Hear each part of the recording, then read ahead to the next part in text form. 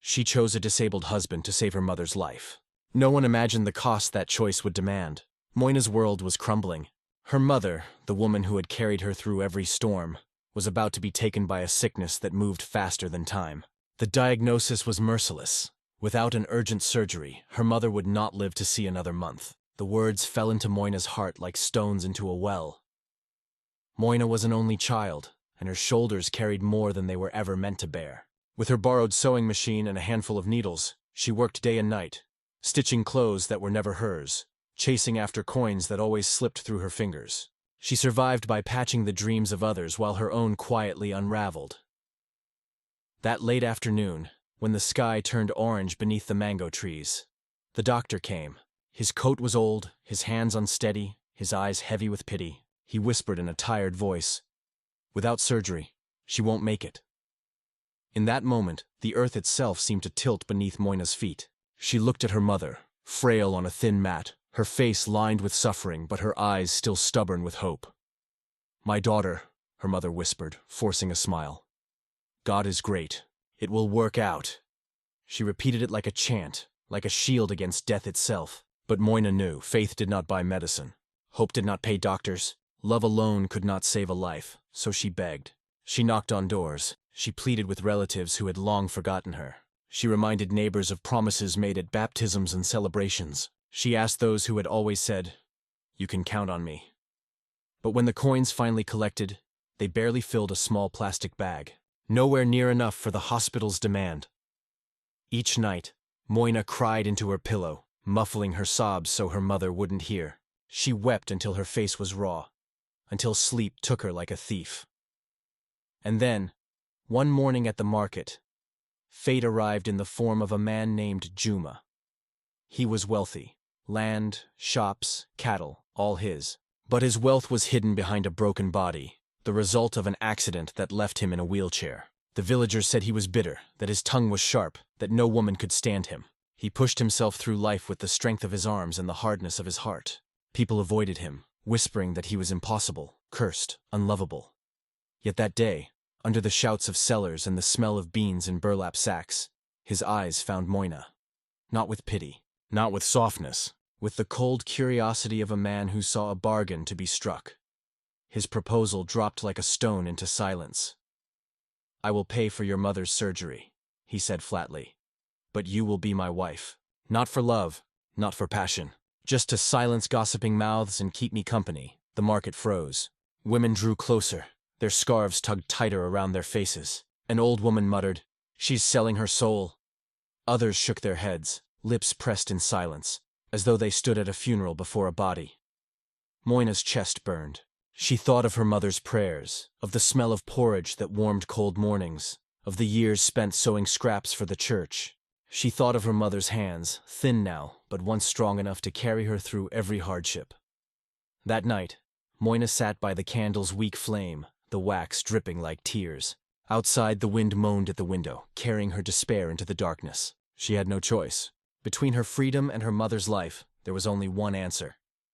She whispered into the silence, her face wet with tears. "I'll go, but my heart stays with you."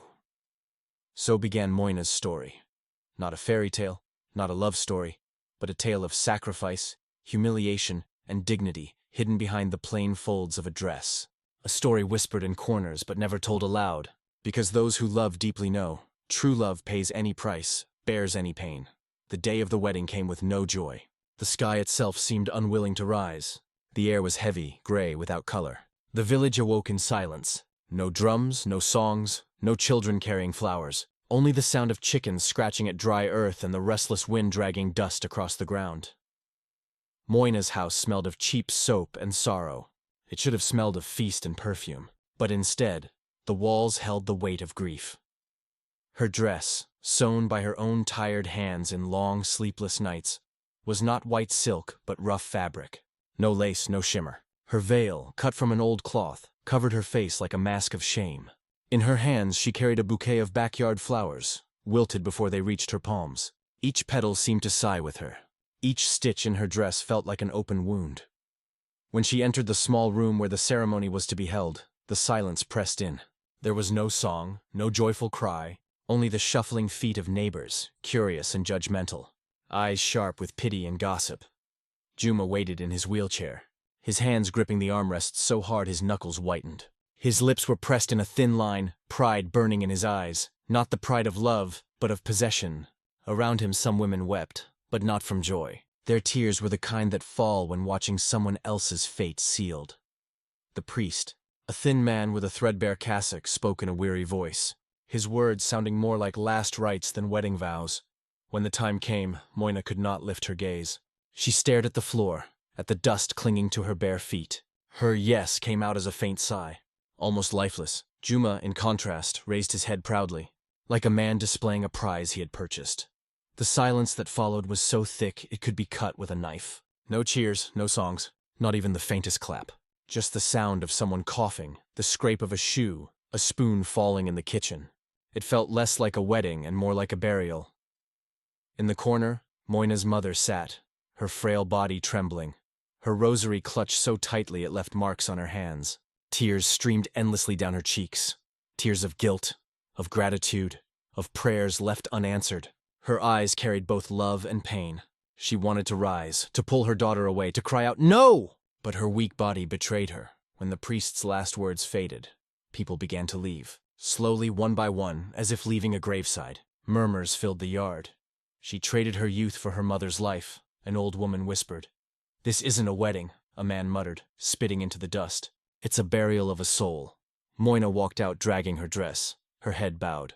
Her eyes had lost their light, glowing only like dying embers. The bouquet crumbled, flowers dropping one by one as if trying to escape. Beside her, Juma pushed his wheels, moving ahead without looking at her, without holding her hand, without a word. He didn't wait. He didn't care. Her mother tried to follow but stumbled. She fell to her knees, clutching her rosary made of dry seeds, praying Moina's name as though calling her back from the edge of the grave. But Moina did not turn.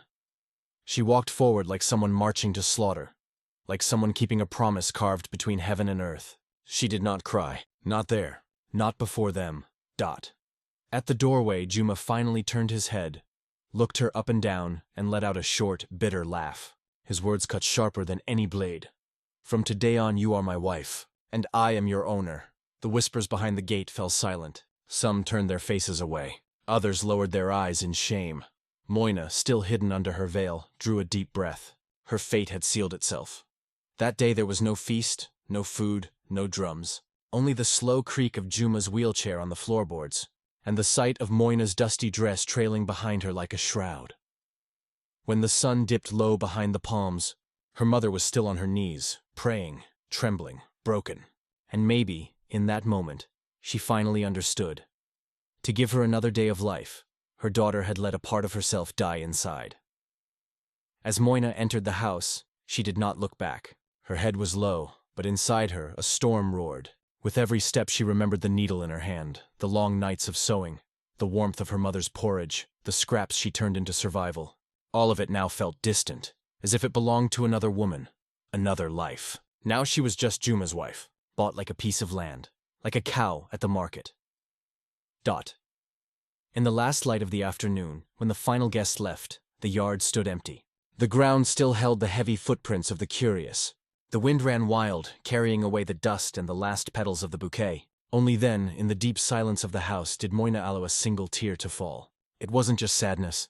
It was mourning for herself, a silent, hidden grief that Noon saw but screamed loudly in her chest. This was a ceremony without music or dance, a wedding that didn't celebrate love, but sealed a bitter pact between life and sacrifice. And so the night fell over that house like a heavy veil.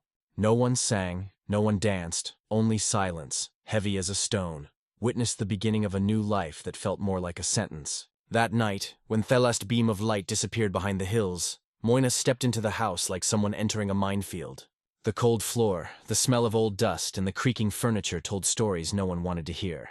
Juma had already gone in before her, pushing his wheelchair quickly, as if he wanted to hide from his own shadow. The living room felt larger now, empty of people, empty of soul. Moina's dress, dirty with earth and dry tears, weighed on her body like a chain. She took off the veil with trembling hands, feeling each fiber tear away a piece of the courage she still had left. The silence in the house was so thick it hurt her ears. Not even the owl's nighttime hoots could be heard. Everything seemed to hold its breath as if the whole universe was mourning with her. Juma didn't say a word. He pushed his chair to the back room, slammed the door, and locked it. The sound of the key turning echoed in Moore's head like thunder. She stood there in the middle of the room, holding the dress at her knees, not knowing whether to move forward or step back. When she finally moved, she sat on the bench next to the sewing machine.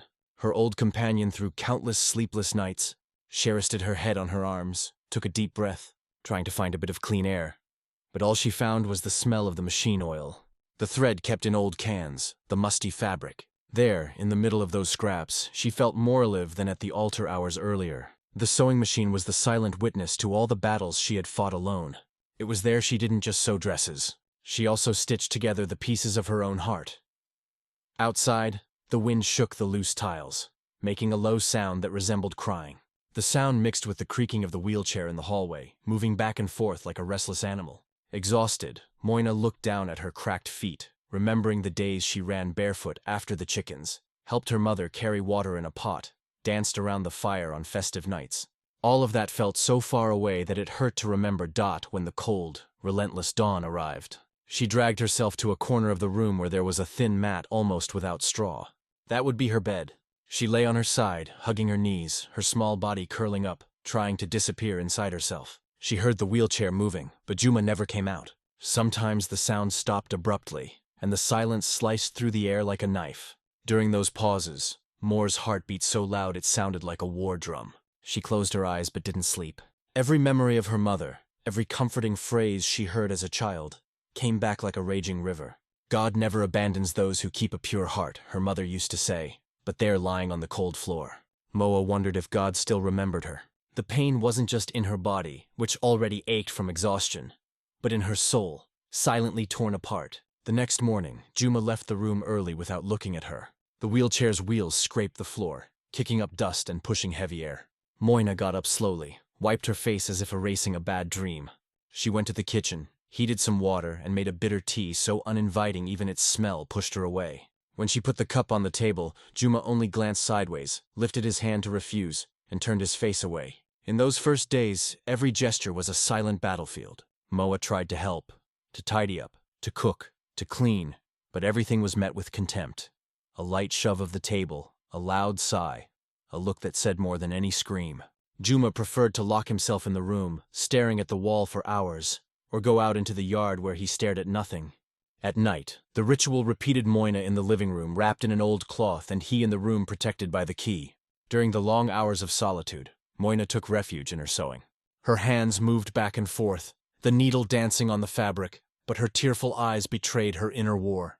Each stitch was a confession of pain, a silent prayer. Sometimes she would stop, look at the locked door, and whisper, "Mother, I'm still here. I'm holding on." Her voice was nothing but a thread, but it carried the weight of every sleepless dawn. Sometimes sleep overcame her, and she would doze off over the fabric, her head resting on her knees.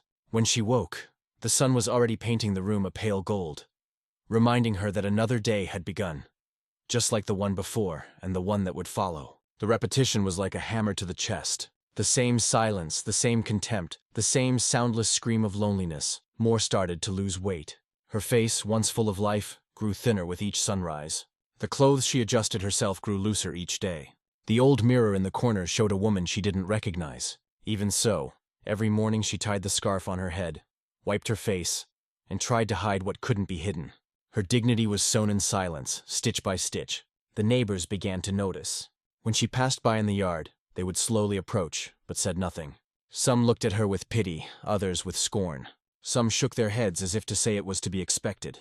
And inside, Moana felt each look like a knife cutting her flesh. But she never complained, never asked for anything. She only lowered her head and kept going. The nights continued like that, long, cold, wordless, loveless. The creak of the wheelchair in the hallway became the sad music that rocked her sleepless nights. The silence was so heavy it squeezed her chest. Sometimes she thought of running away, disappearing far from there. But the image of her mother smiling after surgery, holding her hand and saying, "My daughter, you are my strength," was what kept her there firm. Even when everything hurt, it was there in those first nights of silence and estrangement that Moina began to die inside. It wasn't a quick death. It was a slow death spreading through every vein, every stifled breath. But at the same time, it was also there that a strength was born, a strength she didn't even know existed, a strength made of resignation, of promise, of a love greater than any pain. And so the nights went by, identical, silent, raw. Deep down, Mo knew fate was in no hurry. Fate likes to chew slowly. And she, without realizing it, was being prepared for something greater, something no neighbor could imagine, something not even Juma could control. It was the beginning of a crossing of the soul, of the body, of faith. And with every dawn, as the needle pierced the fabric, it also pierced her own heart, trying to stitch together the pieces that fate insisted on tearing apart. In that village, the market was more than just a place to buy and sell. It was the heart that pulsed among the colorful stalls, the women shouting as they sold green corn, the boys running around with sacks of flour, the men bargaining as if their lives depended on every coin. It was there that stories spread faster than the smoke from a fire. And it was there that Juma liked to show off Moina, like someone parading an exotic animal to entertain the crowd. Juma took pleasure in showing everyone the wife he had bought. When they arrived, he made a point to shout at the vendor, "Look at my wife! I paid a lot, but she's worth every penny, like a fat chicken on festival day." Laughter echoed between the stalls. Some laughed out of fear, others out of malice, others just to not be left out of the cowardly chorus. Moina, head lowered, clutched her dress tightly, trying to hide the tremor in her hands as she walked beside the wheelchair. She felt the stairs piercing her skin like cactus thorns. Every whisper, every muffled laugh was a hammer blow to her chest when they passed by the fruit stall. An old woman shook her head, murmuring, "Poor girl," turned into merchandise. Another man missing teeth burst out laughing. "Watch out so she doesn't run away."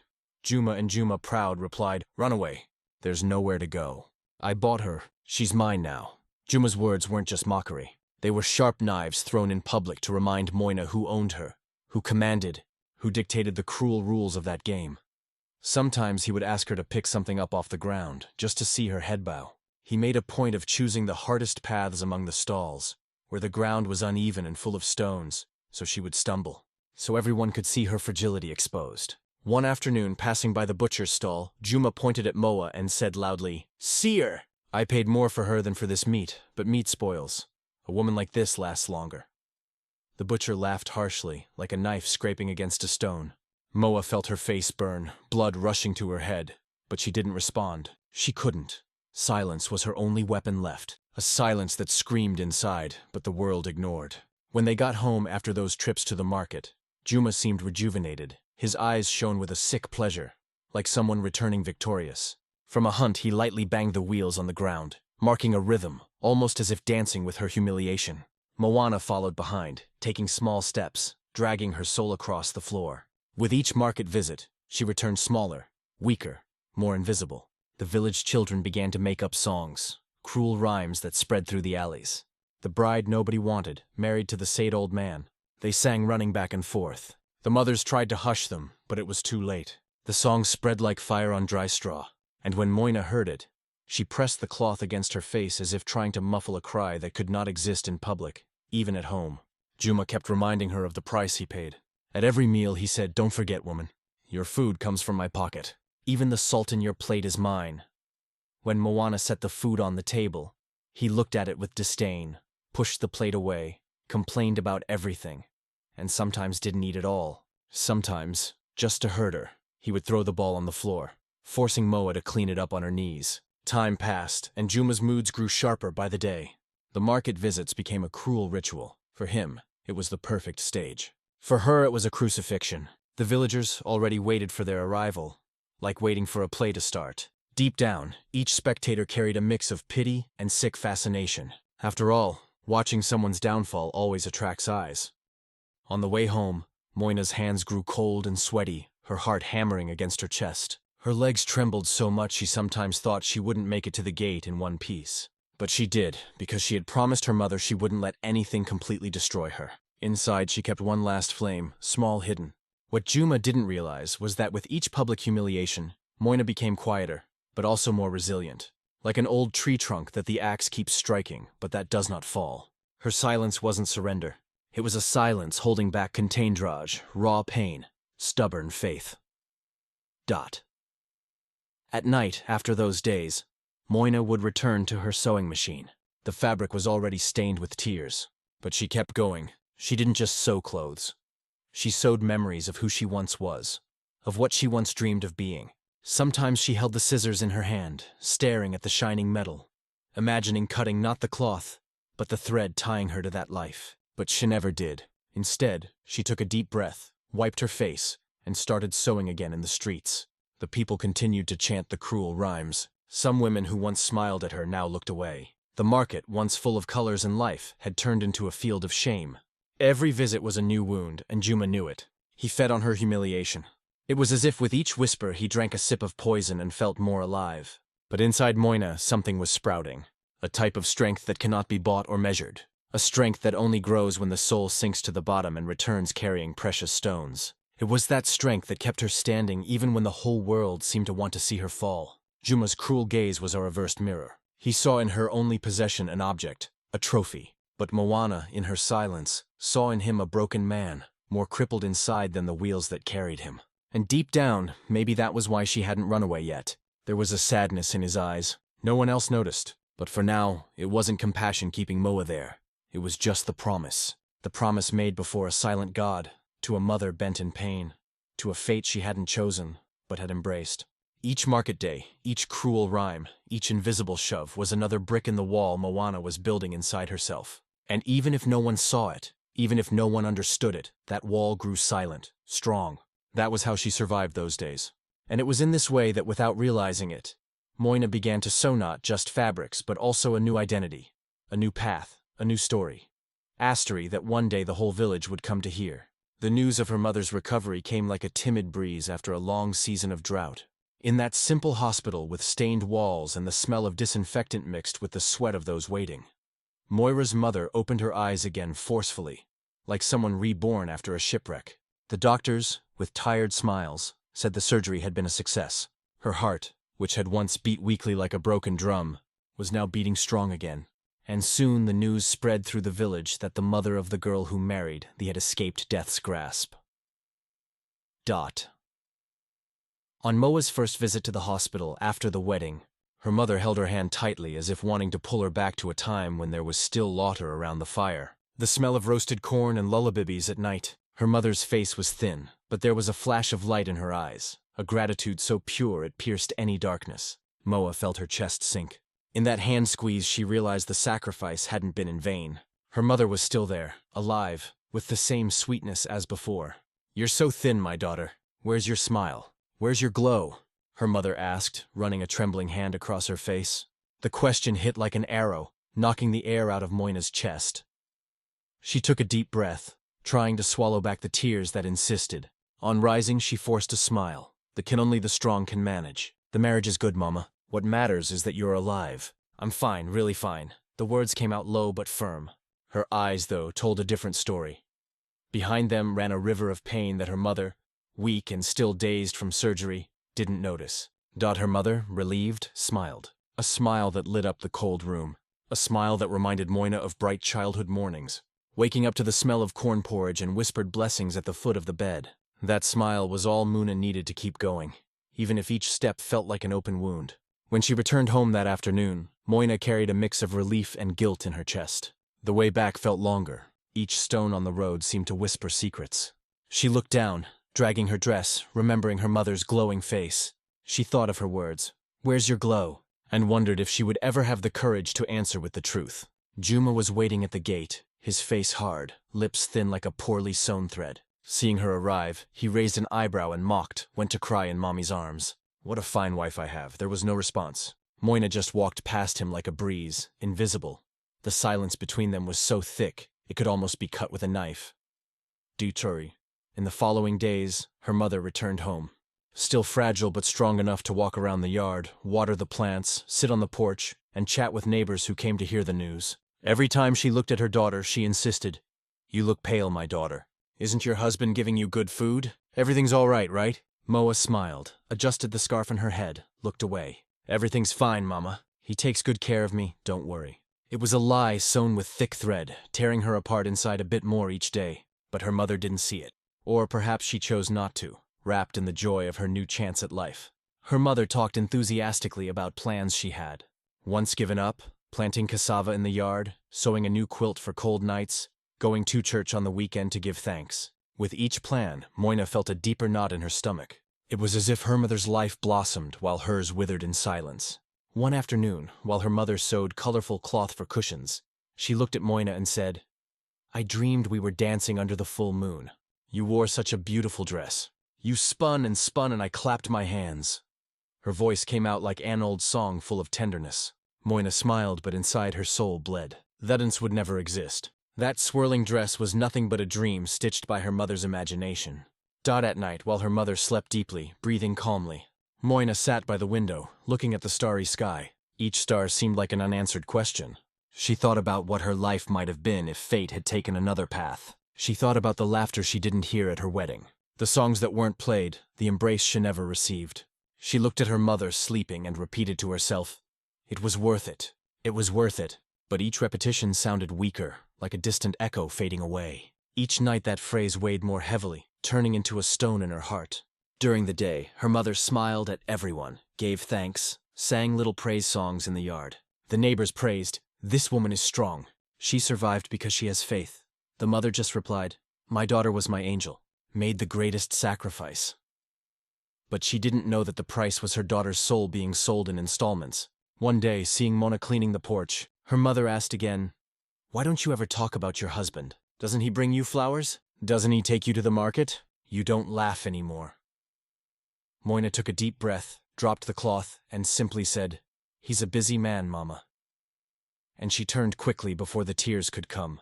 Her mother then stood still, watching her daughter disappear down the hallway. She held the rosary tightly, murmured a quick prayer, and went back to sewing.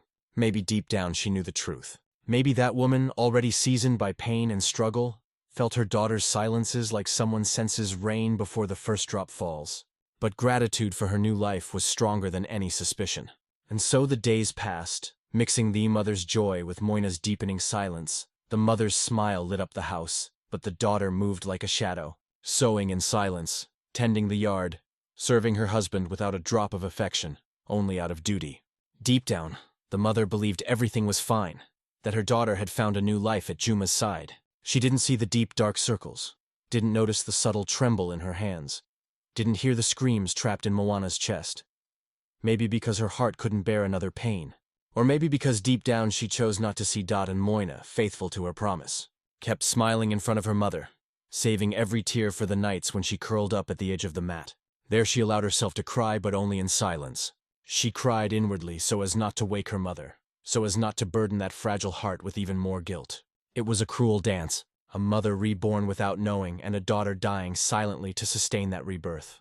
And still Moina stayed because true love doesn't calculate, doesn't measure effort. It simply exists even when it hurts so deeply it tears the soul apart. The sun hadn't even stretched across the sky yet. When Moina woke up that morning, her body ached, her eyes felt as heavy as sacks of flour, and her head throbbed with a buzzing like a swarm of bees.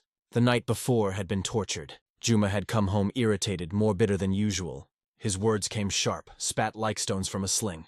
"You're nothing but a bought seamstress. You're only here because I wanted you here. Don't forget that," he had shouted, slamming the table so hard that the glass of water fell and shattered on the floor. Moina curled in a corner, looked at the shards scattered across the ground as if looking at her own shattered soul. She said nothing, not a word. She only lowered her head, held back her tears, and picked up the pieces one by one. But in that dawn, after silence once again dominated the house, Moina sat on the floor, hugging her knees, staring at the door. Her eyes were empty like a field after the harvest. Then, in a sudden spark, she stood up. She walked to the bedroom, pulled out an old market bag, and began to fill it with just a few things. A scarf, 2 dresses, a worn-out pair of sandals. Her fingers trembled. Her heart felt as if it might leap out of her mouth. She looked around as if saying goodbye to an entire world. She glanced at the sewing machine, at the tins of colorful threads, at the fabric folded on the chair. Each object was a piece of life, a memory stitched in by force. She took a deep breath, as if trying to hold on to the smell of the house, even if it was a bitter smell of sadness. When the bag was ready, Moina walked slowly to the small altar where her mother's photo stood, taken in times when her face still carried hope. In the picture, her mother smiled with hoorays, holding a bunch of tiny flowers picked from the yard. Moa held the frame in both hands, ran her thumb across the glass as if caressing it. "Forgive me, Mama. I can't take it anymore. I tried ... I swear I tried." Her voice was a thread, almost swallowed by the cold wind, sneaking through the cracks in the door. A tear fell onto the glass, sliding slowly, leaving a crooked trail as if the photo itself was crying with her. She stood there holding the bag in one hand and the photo in the other. For a moment, she felt her whole body light, as if she might float away. One step outside and maybe she would find freedom. Maybe she could become Juana again, the joyful daughter who danced at parties, the seamstress who dreamed of opening a small shop by the roadside. Maybe she could find pieces of herself in another land, far from heavy stares and cutting words. But then, like a thunderclap in broad daylight, the image of her mother came to mind, fragile, bent in the yard, smiling as she saw her daughter arriving with a basin of corn. The memory of her mother's weak voice came back. "My daughter, you are my life." And it was there between the door and the altar that Moana collapsed. She dropped the bag on the floor, fell to her knees, and hugged the photo to her chest. She cried like she had never cried before. The crying tore hair apart inside, soaked her clothes, burned her throat. It was the cry of someone who had carried the world on her shoulders, who had held her pain behind clenched teeth for too long. As she drowned in her own tears, a low creak spread through the house. It was the sound of Juma's wheelchair. He was there standing in the hallway, half hidden in the shadows. He watched everything in silence, his eyes shining with a mix of contempt and victory. When he realized Moina would not leave, he gave a crooked half smile, almost a mocking laugh. He slowly rolled back into his room, pushing the chair calmly, savoring each movement like someone savoring her favorite dish. MWA stayed there on the cold floor, her face pressed against the photo, her body trembling. After a long time, she got up, wiped her face with the edge of her scarf, picked up the bag, and began unpacking everything. She folded the clothes, put the sandals away, placed everything back as if nothing had happened. It was a silent ritual of resignation, of bitter acceptance. When she finished, she looked at the altar one more time. "I promised, Mama. I promised I would stay. I can't break that promise." Her voice came out weak, almost imperceptible, but filled with a strength only someone who has already died inside can understand. That night, Moina slept on the floor, wrapped in a cloth, her head heavy with thoughts. There was no more courage to run, no more strength to fight fate. She became a rock in the middle of the river, unmoving, enduring the cold water that hit day and night. At dawn, Juma left the room as if nothing had happened. He passed by Moina, looked her up and down, and let out a grunt of satisfaction. She, head bowed, was already in the kitchen preparing porridge. The smell rose slowly, filling the house with a sad warmth. The days that followed were even more. Silent Moina moved like a shadow, unhurried, lifeless. What remained of her was only the promise made to her mother, the only thread keeping her from falling into the abyss. And Juma, watching from afar, knew he had won another battle. He didn't need to shout, didn't need to hit. The control was in the silence, in the cold humiliation, in the certainty that she would not leave Dot in the village. No one knew Mo had almost run away. To everyone, she remained the submissive woman, the quiet wife who walked beside her husband with her head down. But inside her, a scream remained trapped, a scream that would never come out, a scream that would follow her until her last days. Dot. And so among unpacked bags and guarded promises, Moana stayed. Because when a woman decides to love until her last breath, there is no fence, no locked door, no world that can truly hold her. She stays, but not because she is weak. She stays because she chooses to die alive, so that someone she loves can live. The sun was already high when City clapped her hands at the gate. It was a heavy, muggy morning, the kind that makes the air stand still like water in a well. City was the old seamstress of the village, a woman with a sharp tongue and sharp eyes, used to seeing more than others wanted to show. She carried a piece of printed chint fabric rolled up on her arm, saying she needed it adjusted for her granddaughter's christening on Sunday. When Moana appeared in the hallway, her face thin, her scarf tied carelessly, City's eyes widened. "You've lost weight, girl. Are you eating properly?" she asked, forcing a smile to hide her concern. Moina looked away, adjusted her headscarf, and invited the visitor in. City stepped in slowly, looking at everything with those owl eyes God gives to old women. She noticed the coldness of the house, no smell of food on the fire, no laughter, no signs of life. She felt in the air a heavy silence, the kind that clings to the skin. Moina carried the fabric to the table and began measuring it, her fingers trembling slightly. The silence was broken only by the sound of the scissors slicing through the cloth. Audrey's sound that cut deeper than any word. City watched every move closely. Suddenly, as Moina stretched her arm to just the sleeve, the scarf slipped, revealing a dark bruise on her arm. It was as if time stopped. City's gaze dropped to the bruise, then slowly rose to meet Moina's eyes. Silence spread, dense as smoke from damp firewood. Moina tried to cover up quickly, adjusting the scarf, but City grabbed her wrist firmly. That's not from falling down the stairs. My girl. Her voice came out low, but as firm as a hammer striking an anvil. Moina slowly pulled her hand back, lowered her head, her eyes filling with tears. I fell. That's all she repeated like someone reciting a memorized refrain. City let out a long sigh. One of those that carry a centuries of stories and pains passed from mother to daughter. There are things the tongue doesn't tell, but the body screams. She murmured almost to herself. Silence took over the room again. Moina turned her back, pretending to tidy the scraps. But City stood there holding the fabric in her lap, looking at the young woman like someone looking at a cracked vase about to shatter. Her gaze was heavy, filled with old memories, as if she wasn't just seeing Moina, but all the women who had ever gone through similar pain. For an instant, Moina felt the urge to tell everything, to tell about the night she almost ran away, the humiliations at the market, Juma's cruel laugh, the promise made to her mother. But her voice didn't come out. It stayed stuck in her throat, tangled in shame, suffocated by the loyalty that still held her together. Docity stood up slowly, ran her hand over her tired face, and adjusted the bundle of fabric on her shoulder. I'll come back another day to pick it up, she said. But deep down she knew she didn't need any more proof. Before leaving, she turned at the door, looked one last time at Moina, and her eyes said everything. I know, I saw, and you're not as alone as you think. When City passed through the gate, the curious neighbors, always spying through cracks and curtains, fell silent. She walked out with firm steps, a serious face, her head held high. She didn't say a word, but in her eyes she carried the truth that the whole village preferred to ignore. MWA in a stage standing in the middle of the room, feeling her legs go weak. She leaned against the wall, slowly slid down until she sat on the floor. The cloth she held fell beside her, spreading like a colorful seed. The crying came softly, without a scream. The cry of someone who no longer expects rescue. The sunlight hit the doorway, lighting up her face. And in that beam of light, Moina saw herself from the inside. A woman in pieces stitched together by promises held up by silences. In her mind, City's words echoed. The body screams. That night, Moana returned to her sewing machine. Each stitch was a silent confession, a conversation with God, a plea for strength. Maybe no one else would see. Maybe everyone would pretend not to know. But deep in her chest, Moina felt that even without a voice, her story was beginning to spread, like water finding a crack in stone. As the moon roses lowly in the sky, the whole house seemed to listen to the sound of the needle piercing the fabric. It was a sad melody, but also a song of resistance. Because even tired, even hurt, Moana kept going.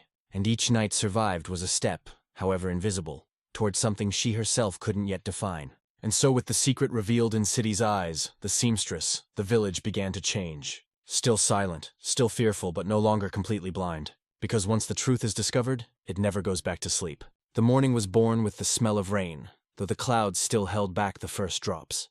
Moina woke up early, as always, even before the rooster crowed. She tidied the yard, swept the dust that had gathered in the corners of the house, washed the piled-up dishes, all in silence, all with the rhythm of someone who no longer expects reward or sweet words. Juma appeared in the living room, pushing his wheelchair, grumbling under his breath. He said he needed to go to the market to buy grains, that he wanted to choose them himself. Moya knew it wasn't necessity. It was yet another opportunity for him to parade his bitter victory to show off the bought woman to display her humiliation like a trophy. Even so, she got ready without protest, picked up her scarf, straightened her dress, and followed him out. At the market, the air boiled with voices, the smell of roasted corn mixing with that of dried fish. The vendors shouted their offers. Children ran between stalls. Men argued prices with veins bulging on their necks. Everything pulsed like a giant heart. But when Juma and Moa arrived, a strange silence spread. People turned to look. Some laughed quietly, others just lowered their eyes. Juma rolled his chair slowly, stopping at each stall, pointing at the products with rehearsed disdain. When someone asked what he wanted, he answered rudely, making sure everyone heard. I can pay whatever I want. This woman here is proof I bought her. She's mine. Mo walked beside him holding the bag, head lowered, face hidden under the scarf. It was when they reached the corner of the market where a tall man with thick arms and a sour stare sold cassava. The man looked at Juma with a crooked smile and spat on the ground before speaking. Look at the arrogant showing off like a rooster in the yard. Thinks he owns the world just because he bought a woman. You're nothing but a conceited. The air grew heavy. A group of curious onlookers gathered, forming a silent circle. The vendor continued louder now. You should hide, not come here to show off this shame. A real man doesn't need to buy a woman. It was as if the ground opened up. Moina felt her heart raced, her legs go weak. She looked at Juma, who trembled in his chair, his face twisted in a mix of hatred and fear. His eyes searched for an escape, but there was nowhere to go. Then, in a sudden impulse she couldn't explain, Moana dropped the bag on the ground and stepped in front of her husband. Her hands trembled, but her eyes were steady like ancient stone. She looked at the man who insulted them and said with a voice that seemed to come from the depths of the earth, "Don't touch my husband. Don't speak of him. He may be whatever he is, but he is my husband." A hush fell over the market. You could hear the ropes holding up the tents creaking, the soft rustle of dry leaves being carried by the wind. The man stepped back, surprised. The people looked at Moore as if seeing a tree bloom in the middle of a desert. Juma's eyes widened, unsure what to do. For the first time there was no mockery on his lips. No scorn, just silent astonishment. The vendor tried to recover. "You defend a man who treats you like an object," he shouted. But Moina no longer heard. Her body trembled, but her voice came out clear. "He is my husband, and no one here has the right to raise a hand or a voice against him. I may suffer inside my house, but no one has the right to humiliate my name in the street." The women, once cowering behind their stalls, lifted their eyes. Some men shook their heads, others looked away. The vendor lowered his face, gathered his cassavas, and disappeared among the stalls. The group slowly dispersed, each person carrying that scene in their chest like a hot secret.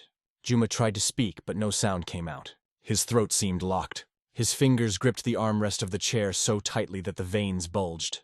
He looked at Moina now, standing beside him, her head held high.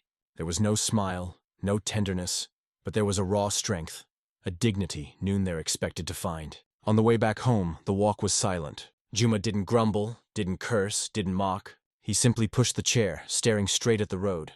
Moana walked behind, holding the now lighter bag, but with a heavy heart. When they arrived, Juma stopped at the door, took a deep breath, and went inside without looking back. Moa stayed in the yard for a while, feeling the wind on her face, mixing the loose strands of her scarf with the dry tears at the corner of her eyes. That day, something changed. It wasn't love that was born, nor immediate forgiveness. It was something else harder to name. Maybe respect, maybe the first spark of consciousness. Juma felt, even if he didn't understand, that this woman he humiliated so much had something he would never have. The courage to defend even the one who hurt her. MWA in turn didn't feel victorious. She went inside, sat at her sewing machine, and began to work. Her hands still trembled, but her gaze was steady. While she sewed, she remembered the voices at the market, the silence that spread after her shout, and deep in her chest. A flicker of pride lit up, small, fragile, but real. That night, while the wind whistled through the cracks, Juma stayed silent in his room. Moa slept on the floor in the living room as always, but for the first time in a long while, she slept without crying. And so, in an ordinary market among sacks of flour and cassava stalls, Moina assured the world and herself that there was still a living flame inside her, a flame that no one could buy. That night after the market was different from all the others. The silence was still there, but it wasn't the cold, cruel silence that froze every corner of the house. It was a heavy, confused silence, dragging through the hallways like a wounded animal. Juma didn't leave the room. He stayed inside, door ajar, staring at the ceiling like someone searching for an answer that never came. Ma, on the other hand, sat on the edge of her mat, holding a piece of fabric she hadn't even managed to finish sewing. Her body was exhausted, her eyes heavy, but her chest was full of something new. A warmth she couldn't name, a strength that seemed to come from far away, maybe from the voices of grandmothers, of the ancient women who also learned to survive without losing their dignity. The next morning, Juma left the room earlier than usual. He didn't complain about the tea, didn't push the plate away. He just sat at the table, silent, eyes lowered. Mina, surprised, glanced at him as she cleaned the kitchen. He watched her every move with an attention he had never had before. The way she tied her headscarf, the way she adjusted the fire on the stove, the tenderness with which she watered the plants in the yard, small gestures that before had gone unnoticed. During the day, Juma stayed on the porch, watching Moina comb her mother's hair, now stronger, sitting in the sun. Her mother laughed softly, told old stories, ran her fingers through hair as if trying to guess her thoughts. Moina answered with shy but sincere smiles while she gently untangled thin strands and arranged her mother's white hair, with a patience of someone who knows each line of pain and hope. Juma, standing there, began to feel a strange pinch in his chest, a feeling he didn't know how to explain.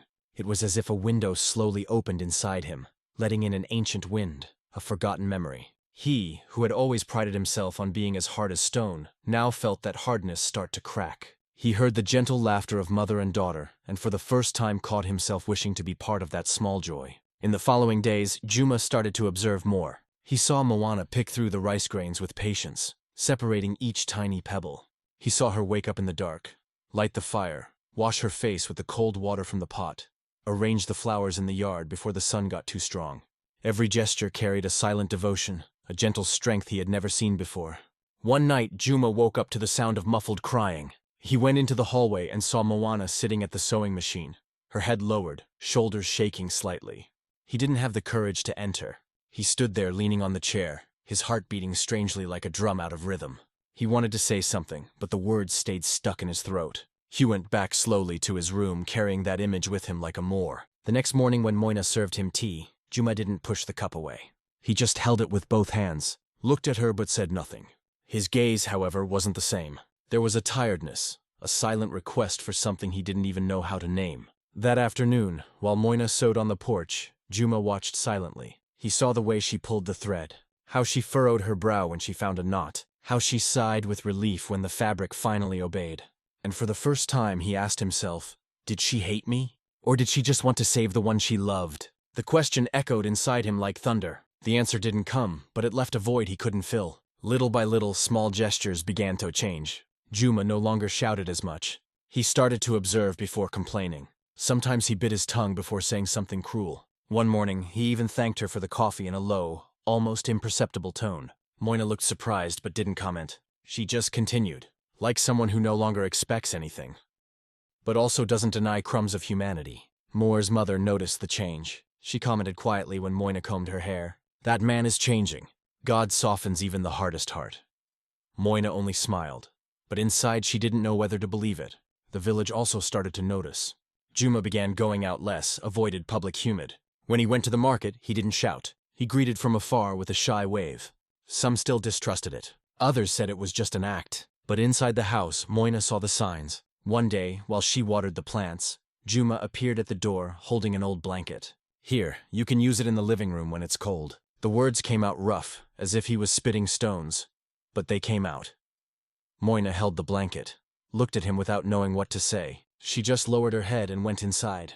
It was small, but it was the first offering of care in a long time. Those small cracks in the wall Juma had built around himself began to grow. They didn't become love, didn't become immediate forgiveness, but they were signs that deep down his soul still breathed. Each night Mona kept sewing, but now from time to time she would look at the door, perhaps hoping for a less cruel look, and sometimes she found it. A gaze that, though confused, carried the seed of something she didn't dare name. It was the beginning of a change, a slow movement like water seeping into stone, a transformation that didn't come from sermons or shouted miracles. It came from silent coexistence, from patience, from sacrificial love. It came from the invisible strength of a woman who, even broken, remained whole.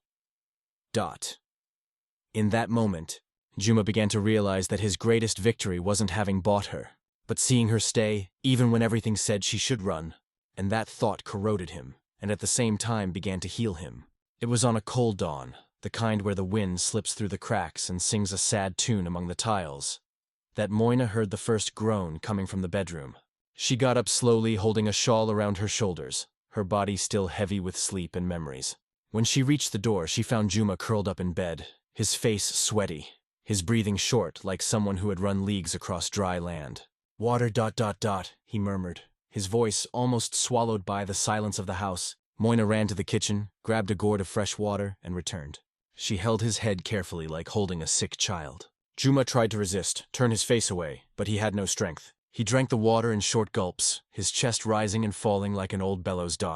In that instant, all masks fell away. The hard man, who once wielded his voice like a sword, was now fragile, more fragile than a fallen bird from its nest. Moa felt her heart tighten. For a moment she didn't see the executioner. She saw a broken man begging for life. The following days were a silent fight against the high fever that burned Juma from the inside.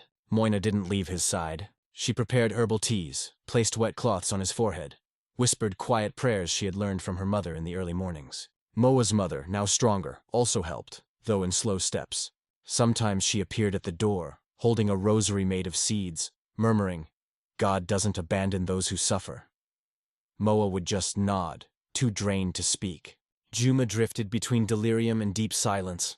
He called for his dead mother, murmured names Moa didn't recognize, asked forgiveness from shadows only he could see. At times he gripped her hand tightly like someone drowning, and she was the last piece of floating wood. The nights felt endless. Moina slept sitting on the edge of the bed, her face resting on her knees. Every time he moaned, she startled awake, rushed to fix the blanket, wipe the sweat. When the fever climbed too high, she ran to the yard, picked fresh neem leaves, and prepared picasses, remembering the old recipes her mother had taught her.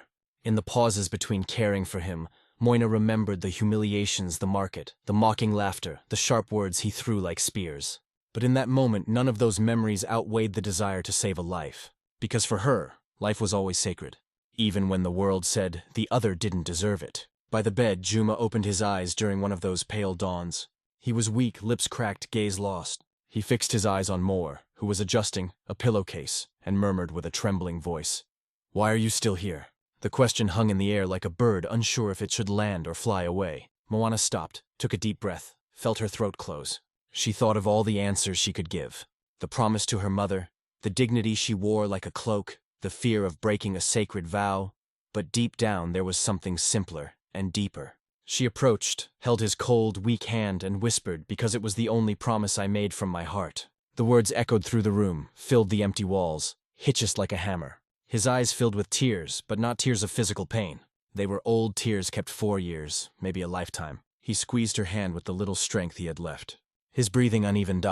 In that fraction of a second, something broke inside him. A wall built with the cement of pride and bricks of anger collapsed. For the first time, Juma looked at Moina not as property, not as a bought woman, but as a human being, as someone who stayed. Not for money, not for fear, but for a given word, for compassion, for a silent love. Rumors began to spread through the village. All Juma is on death's door. They whispered at street corners. Some thought it was punishment. Others said it was just the natural end of a bad man. But no one imagined that inside that house, the scene was entirely different. Moana barely slept, her skin pale, eyes sunken, but she stood firm. Every morning she fetched water, washed his clothes, prepared thin porridge he could barely swallow. She spent nights singing softly songs she had learned as a child. Songs about rain, rebirth, hope. One night Juma called for her with a nearly vanished voice. When Moina came closer, he looked into her eyes, took a deep breath, and murmured, "Forgive me." She stood there, feeling the world turn slowly. She didn't answer immediately. She just caressed his forehead, adjusted the sheet, and said softly, "Rest. Life will sort out the rest."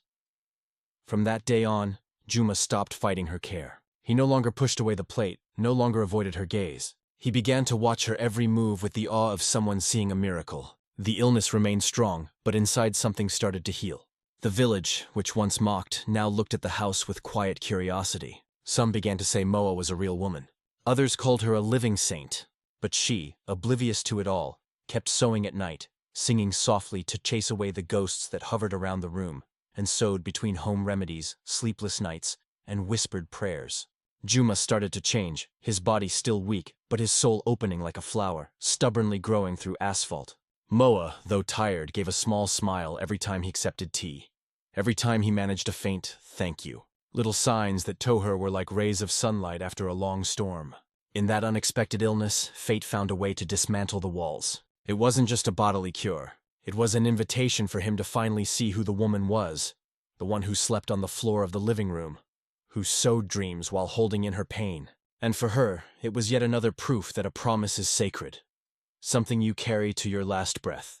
Dawn arrived softly with a pale blue sky that seemed to announce something even the wind didn't dare to tell. Juma's room smelled of herbs, damped cloths, and silence. Moana was there, sitting by the bed, holding a bowl of porridge, slowly growing cold. She looked at him with tired but serene eyes like someone guarding a flame that must not go out. Juma breathed slowly, his chest rising and falling with an effort that seemed to pull the whole world along. Each breath carried a silent confession, an ancient weight. In the last days he no longer shouted, no longer mocked, no longer commanded. He simply looked at Moa the way someone looks at a deep river with fear, respect, and curiosity. It was that morning he tried to speak. His voice came out faltering, broken, like dry wood cracking under the weight of an axe. Moa leaned in to hear. He held a hand, his fingers cold, his skin pale. The words took a long time to form.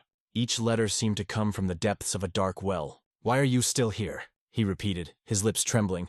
It was the same question as before, but now it carried no tone of disbelief. It was a plea for an answer, a soul's cry. Moa stayed silent, her eyes fixed on his.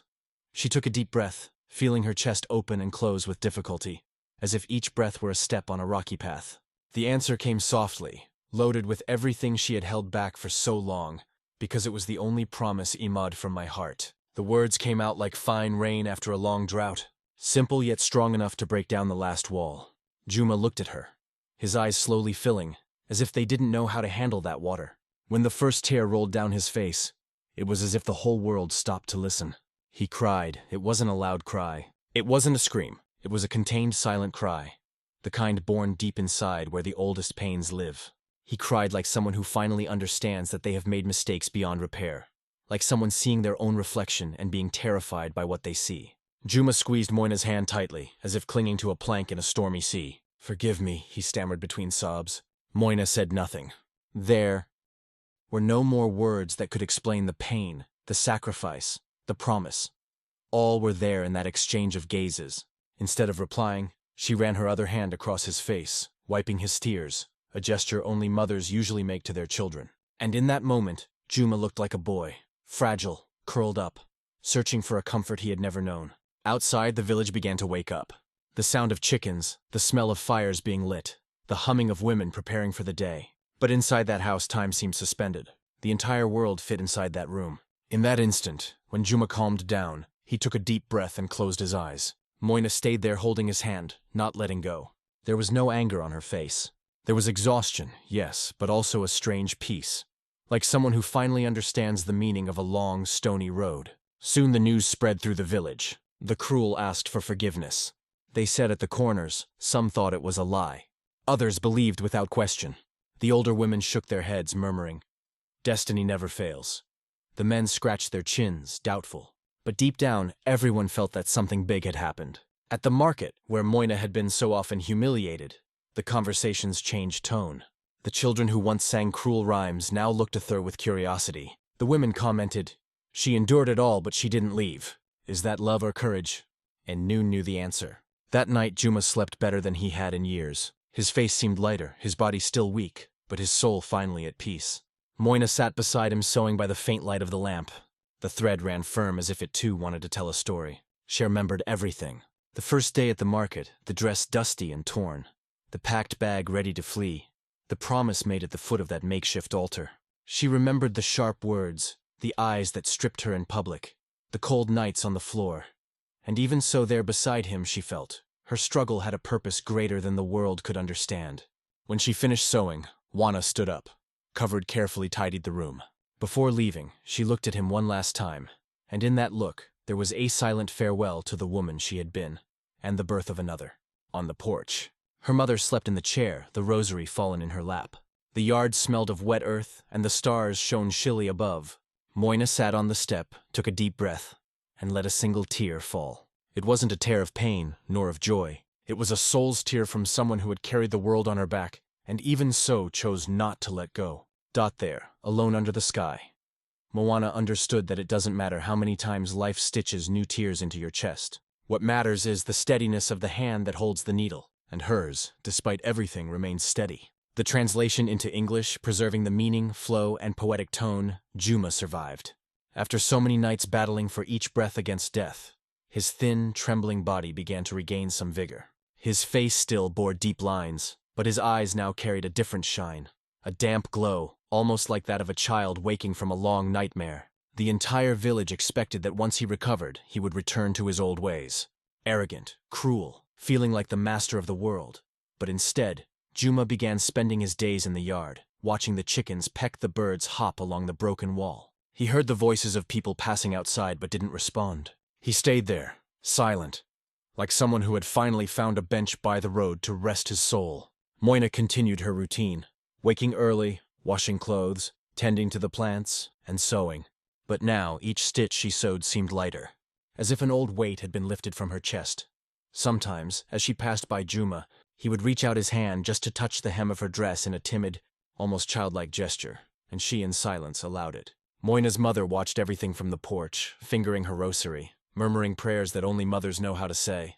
In her eyes was a mix of gratitude and pain, as if she understood that her daughter's life had been sacrificed, not only to save her body, but also a lost soul. It was on late afternoon when the sky burned red like embers that Juma called on her mother to sit beside him. His voice was weak but firm. "I want to do something before God takes me for good," he said, eyes fixed on the slow-moving clouds. He told them he would donate half of all his belongings, land, saved money. The few animals left to help humble women like Moyana's mother. They carried the world on their backs without anyone seeing, he said, his voice barely a thread. The news spread faster than August wind. The village used 2 stories of greed, didn't know how to process it. Is it regret? Is it fear of dying? They asked at street corners. But deep down, many knew it wasn't just charity. It was confession, late redemption, the last attempt to wash the soul before the body went silent forever. Women began knocking at the gate, some with children in their arms, others with heads lowered, carrying small bags of corn or flour. Moina received them with a contained smile, helped organize the lists, noted their needs. Each woman who entered felt a kind of warmth that didn't come from the sun.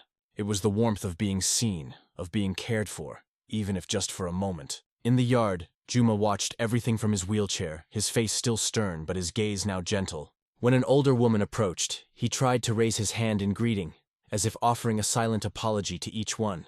The entire village started calling Moina, the woman of her word. No longer the sold one, the bought one, the soulless wife. She was now an example, a rock, a root.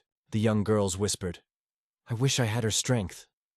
And the men, once used to laughing, now lowered their eyes when she passed. When Moana's mother finally learned the whole truth, she fell to her knees on the packed earth floor. She cried silently, clutching her daughter's skirt, her face wet with regret and gratitude. There were no words, only sobs stuck in her throat. Moana knelt, hugging her mother from behind like protecting a child. She said nothing because sometimes silence is the only language capable of carrying all the weight of the world. With time, Juma started spending more and more time in the yard watching Mao. He stayed quiet, just listening to the sound of the needle piercing, the fabric, the soft creak of her chair, the chickens clucking in the background. And in that monotonous sound, he found a kind of peace he had never known existed. One day, as Moina sawed a blue dress for a young woman about to marry, Juma looked at her for a long time. His face lit up for an instant, as if something had finally found its place. He didn't ask for forgiveness again, didn't try to explain the past. He simply stayed there watching, and she, without stopping her work, felt the heavy, meaningful weight of that gaze. Now Moina stayed by his side, not out of debt nor fear, but by choice. A choice that only someone whose soul has been washed clean by pain can understand. She knew she no longer had fairy tale dreams, nor expected endings with fireworks. What remained was raw truth, simple but full of dignity. In the final scene, the sun was already saying goodbye behind the palm trees, painting the sky with fiery stains. Moina sat at her sewing machine, working on a new piece. Her fingers quick, her head bowed, but her expression peaceful. Beside her, Juma in his chair, still watching. She paused for a moment, took a deep breath, lifted her face to feel the breeze coming through the window. Juma continued to watch without saying a word. It was a gaze full of stories, full of defeats, but also full of a new admiration. He himself didn't know how to carry Dot in that silence. Between one stitch and another, Moina understood that true love isn't the one sung about in songs or the stories told in childhood. True love is resistance. Its promise is the ability to stay even when everything invites you to leave. And so ended the story of a woman who chose toady in life to save those she loved, and of a man who only understood what love meant when he was almost out of time. And in the end, it was in the gentle sound of sewing that he found redemption, that he was there, among threads, fabrics, and silences, that Moer proved that destiny may delay, but it never fails the righteous. Because in the end, it is in silent sacrifice that the truest strength of the human heart is revealed.